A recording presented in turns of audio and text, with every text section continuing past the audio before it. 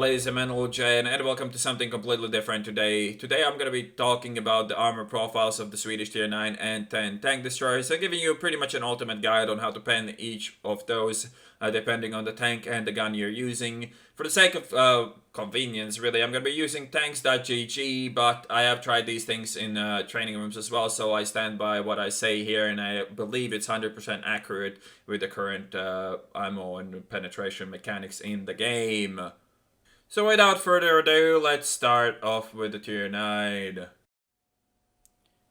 So before we jump into the proper action, two things I need to clear out on how they work in all the tanks. So first of all, it's the overmatch, and second of all, it's the ricochet angles for different ammunition.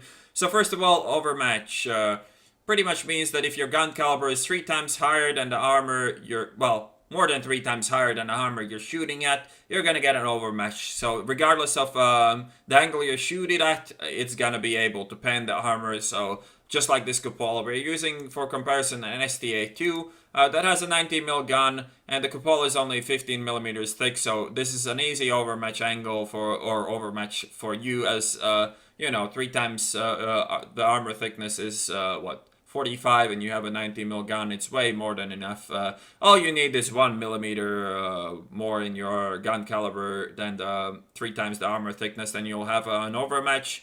But as you can see on the upper plate, it's a 40mm armor plate, and a 120 gun is not going to be enough because it's exactly 3 times higher, but 122s of the, Russians pretty much is going to be enough, as I shall now demonstrate with, some heavy tanks. So, first of all, we have an FV215B 120mm gun. As you can see, you still have a ricochet angles all throughout this tank, but if you pick something Russian, then you have an easy overmatch and great life in general, apart from these two zones that are 60mm.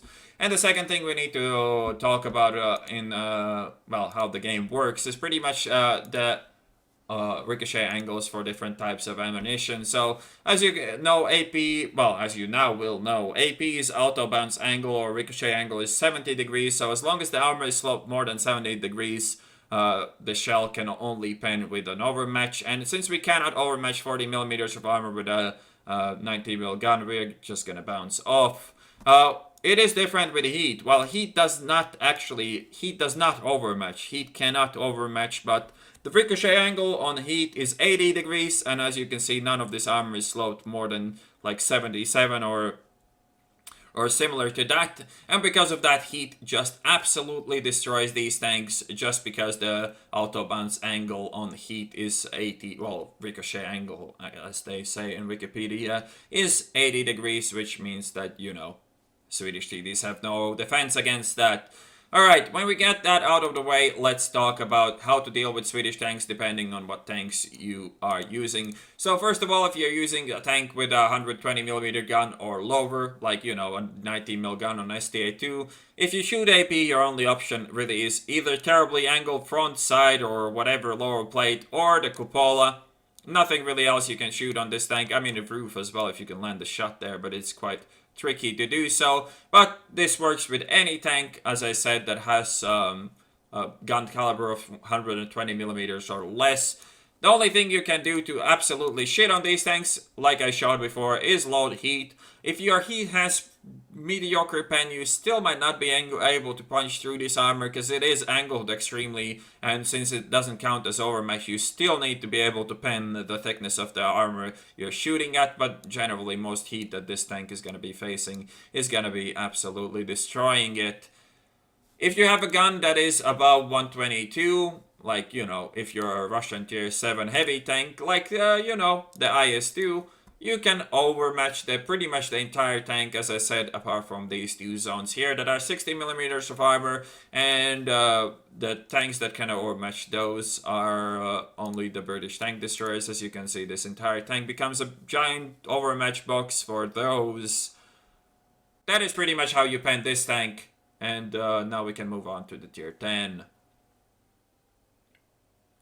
So with the Tier 10, it gets a bit more complicated, but generally it is the same basic principle. You just need to remember a couple of things and how to deal with this. So first of all, if you have a gun that is 120 millimeters or lower in caliber, you gotta aim for the cupola with AP. The only thing you can really pen if the tank is looking right at you. If you do have heat available for you, then there is a couple of things you can do. So first of all, this front plate between the shovel on the front and the heat shield on the top, there is this green zone here that you can pen every time and quite easily with any kind of gun that you will really have against this. Then the second zone is above the gun that you can also just shit on with any type of heat you might have. The third thing is if the tank is angling poorly, you can get these, but I wouldn't really bother with that. And another thing you can do, depending on how high the heat pen is on your tank, you can actually shoot through the heat shield and get a pen that way as well, because it's not like this thing just destroys heat. Heat just rapidly loses penetration after the first contact with any sort of armor, so you can see that the armor values decrease drastically depending on how far from the heat shield this is. I don't think this actually simulates that, but it does the absorb part correctly as far as I can tell. So that is pretty much what you can do if you have 120 millimeter or lower caliber. If you have a higher caliber than that, for say if you're a Russian Tier 8 heavy tank, then this becomes an overmatch. So does the rest of the lower plate. Doesn't even really matter about the spaced armor there. Most of the time you'll be able to punch right through this no matter what the angle is on this, as it is only 40 millimeters of thickness. Same goes for the top here and the cupola obviously as well. You cannot pen these front plate zones with the 122s. You need more than that, as the armor on that is 60. You need way more penetration than that. But even then, those are the zones I would just highly recommend you to avoid shooting at no matter what gun you're using, even including the Tier 10 Tank Destroyer, the 155s, or the 152s. There are auto or overmatch zones here, but I wouldn't bother shooting these because I'm not quite 100% sure on how this heat shield will affect the shell's ability to overmatch later on. I'm pretty sure it's still there, and I'm pretty sure this side is actually wrong on this, but then again, like when you have the entire lower part to shoot at, or the gun, or the close parts here, these zones are gonna be overmatch or autobound still, as it is 60 millimeters of thickness and not 50, so I would avoid shooting this generally anyways. Jagdpanzer can theoretically not overmatch these zones as well. The only tanks that can do that again are the British Tier 10 TDs, but I wouldn't really bother doing that. As I said before, just the lower plate or above the gun